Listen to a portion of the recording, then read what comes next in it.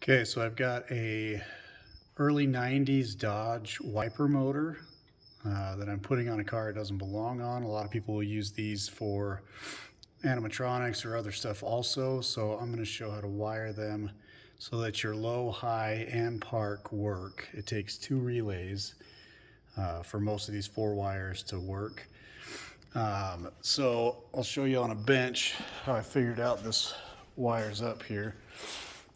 I've seen a video of someone wire it to universal switch and be able to get the low and the park to work, but on the regular 4-wire Dodge ones that has a connector like this, the high doesn't work because you still have the circuit for the park not working correctly in the high. So I ran it from the switch to these two relays and then to the motor.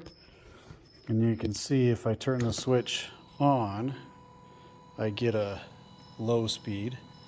If I turn it to high, I get high.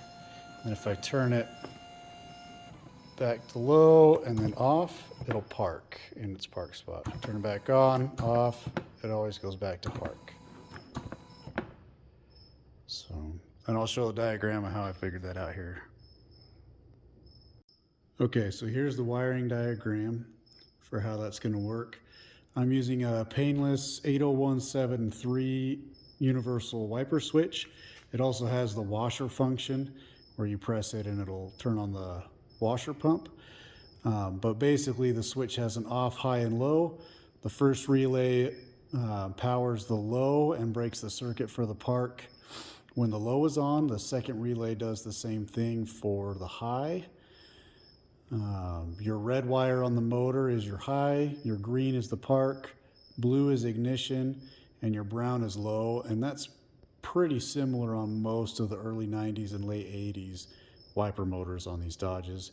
And then it grounds through the body.